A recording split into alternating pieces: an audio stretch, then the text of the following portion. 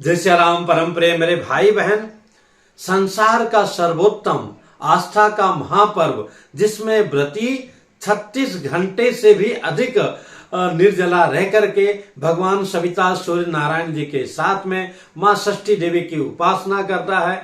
इस अत्यंत कल्याणकारी व्रत की आप सभी लोगों को बहुत बहुत शुभकामनाएं।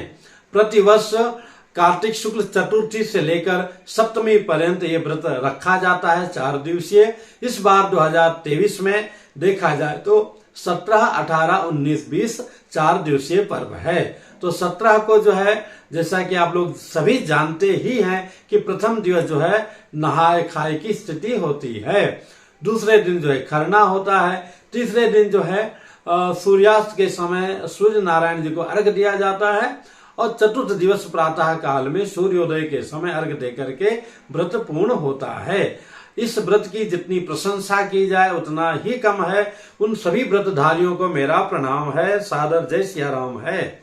मेरे भाई बहन जो अकेले रह करके व्रत करना चाहते हैं अथवा शहरों में हैं, उन सभी के लिए एक वीडियो मैंने पहले ही अर्पित करके रखा है चैनल पर। नीचे डिस्क्रिप्शन में लिंक डाल दूंगा, जिसको देख करके स्वयं आप अपने घर पर, अपने छत पर अथवा अपने मोहल्ले में 2-4 लोग हैं तो मिलके कर सकते हैं। पर प्रयत्न यही करना चाहिए जैसे मुंबई, दिल्ली वासी अथवा पूरे विश्व में जहां जहां भी हमारे भारत के लाल लोग विराजमान है, सूर्य भगवान के पुत्र विराजमान है, स्पेशली बिहार, उत्तराखंड, उत्तरांचल, झारखंड, नेपाल, आसाम इत्यादि और मुंबई और दिल्ली तो लगता है कि जय जय सिया राम बिल्कुल एक हमारे बिहार के परिवार लोगों से बना हुआ सजा हुआ है। पूर्णतः देखने को मिलता है, जैसे पटना में देखने को मिलता है वैसे यहाँ मुंबई में जुहू में भी देखने को मिलता है। तथापि आप अकेले करना चाहेंगे तो उस लिंक को टच करके देख सकते हैं। सूर्य नारायण के मेरे भाई बहन बहुत बड़ी महिमा है। शास्त्रों में आया है किं किम न करोति सविता सुते। भगवान सविता सूर्य नारायण क्या नहीं कर सकते हैं। चाहे आपकी पुत्रेष्णा हो, मतलब पुत्र की चाहना हो, चाहे लोकेष्णा हो, आप नेता अभिनेता या कुछ व्यापारी वर्ग विशेष रूप से बनना चाहें, या फिर जो है वित्तीष्णा हो, खूब धन कमाना चाहें, हर प्रकार की कृपा सूर्य नारायण करते हैं। उसमें भी आरोग्यम भास्करम इच्छेद, आरोग्यता के लिए तो भगवान सूर्य नारायण की पूजा सर्वोत्तम है। पर इनके साथ में अगर षष्ठी माता जी की पूजा जुड़ जाती है तो सोने में सुहागा हो जाता है। वह आया है ब्रह्म वैवर्त पुराण में आया है, जिस प्रकृति खंड में आयु प्रदा च बालानाम धात्री रक्षण कारिणी सततम शिशुपाश्वस्था योगेना सिद्धि योगिनी। कि आयु प्रदा, जो छोटे छोटे बालक हैं उनको आयु देने वाली, जो बच्चे बीमार रहते हैं उनके निमित्त माताएं बहनें अवश्य व्रत करती हैं। तो षष्ठी माता जी सूर्य के साथ में मिलने से अत्यंत कल्याणकारी होता है। दुर्गा सप्तशती में भी आया है षष्ठम कात्यायनी टिचा। षष्ठा जो रूप है माता कात्यायनी का भी सभी शिशुओं की रक्षा करती हैं। हालांकि सूर्य नारायण भगवान का जो भी व्रत की विशेष रूप में माना गया है, चर्चा आती है महारविवार को छोड़ करके, वो चाहे सूर्य षष्ठी हो, नहीं कहे रथ सप्तमी हो, अचला सप्तमी हो, अथवा जो है सूर्य सप्तमी हो, इस दिन माना जाता है। लेकिन पूरे वर्ष में एक यही पर्व है जहां सूर्य षष्ठी की षष्ठी माता जी के साथ में बड़ी विशेषता है। तो इस व्रत का शुभारंभ जैसे कि प्रथम दिवस होता है, जो कि 2023 में 17 नवंबर को नहाए खाए का है, कि पूरे घर की सफाई करके और रात्रि में चंद्रोदय के आसपास में जो है हमें स्नान इत्यादि दोबारा करके और भोजन ग्रहण करना है, वो भी पूर्णतः सात्विकता से, जिसमें कि परंपरा में यही है कि चावल बनता है, दाल चने की बनती है, उसमें थोड़ी लौकी डाल दी जाती है, लौकी की सब्जी बनती है और आलू की जो है पकौड़ी बनती है, जो चंद्रदेव को अर्पण करके अथवा घर के भगवान को अर्पण करके ग्रहण किया जाता है। और यहाँ से इसी दिन से जो है सब भोजन अलग बनना प्रारंभ हो जाता है। पर किसी कारण से आज के दिन ना भी बन पाया तो अगले दिन जो खरना से तो कहना ही क्या है, पूर्णतः पालन किया जाता है। हालांकि पालन तो इसी दिन से लोग करते हैं और करना भी चाहिए। तो नहाए खाए यानी कि चतुर्थी, यानी कि इस बार 17 नवंबर को नहाने खाने के बाद में फिर से जो है व्यक्ति निर्जला व्रत रह जाता। नहाया मतलब भोजन ग्रहण किया, हाथ मुंह धोया, कुल्ला कर लिया, उसके बाद से फिर जल ग्रहण करना बंद कर देता है। और कल यानी कि पंचमी यानी कि 18 नवंबर को भी प्रातः से ही मतलब सोने से ही प्रारंभ हो जाता है निर्जला व्रत, जो रात्रि में चंद्र अर्घ देने के समय तक पूर्णतः चलता है।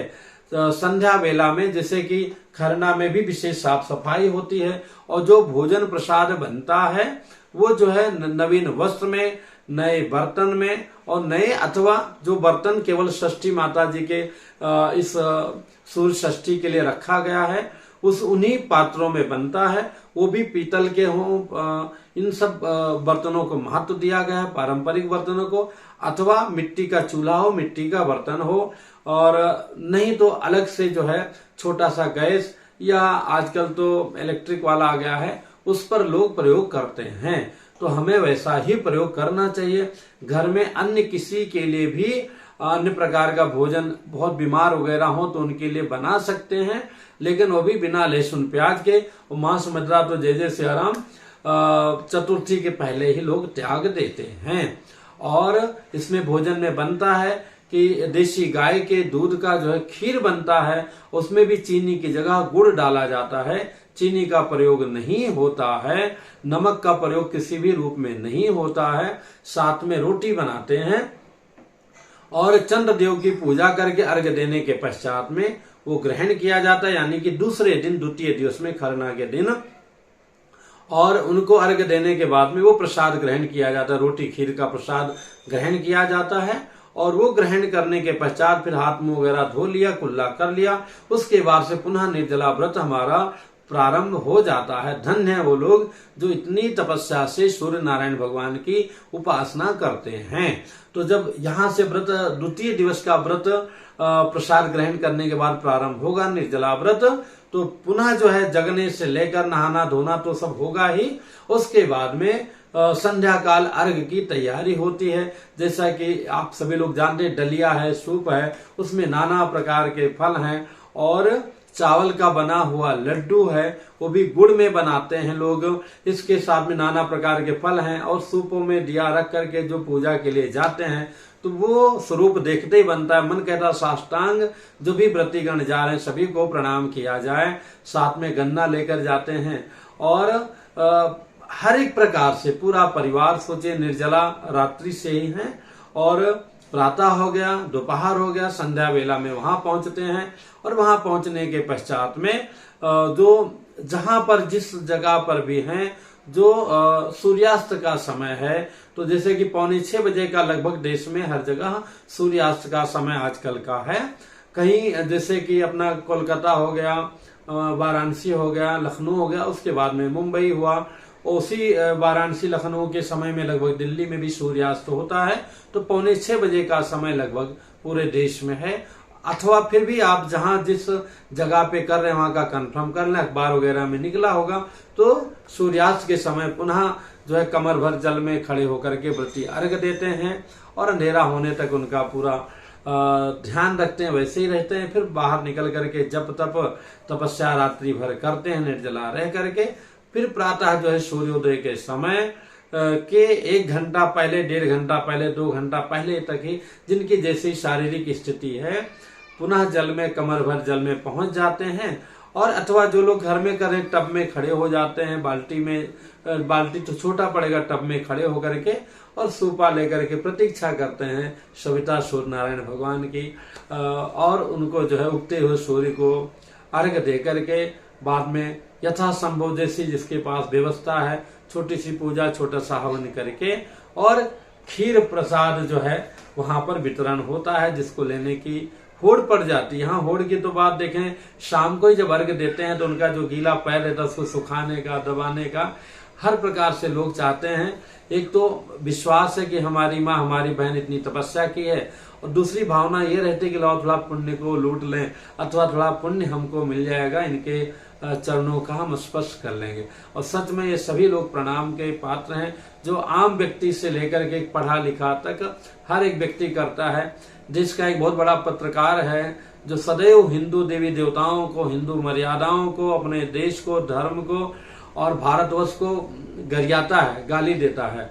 और रवीश कुमार नाम है, कहने में कोई संकोच, लेकिन ऐसे जो महानास्तिक जैसे दिखने वाले लोग भी जो है ऐसे पर जाकर के भगवान से अपने पापों की क्षमा मांगते हैं। तो हमारे नजर में तो एक छोटे से लेकर बड़े तक वो सभी लोग जो है आदर के और धन्यवाद के पात्र हैं, जो ये सेवा कर रहे हैं। तो पुनः आप सभी लोगों को बहुत बहुत शुभकामनाएं। जैसा कि मैं बोला था, नीचे लिंक उसमें डाला है, और जो लोग घर में करना चाहें वैसा कर सकते हैं। आप सभी का मंगल हो, कल्याण हो। परम कल्याणकारी सविता सूर्य नारायण मां षष्ठी देवी की कृपा प्राप्त हो, इन्हीं शुभकामनाओं के साथ में जय सिया राम।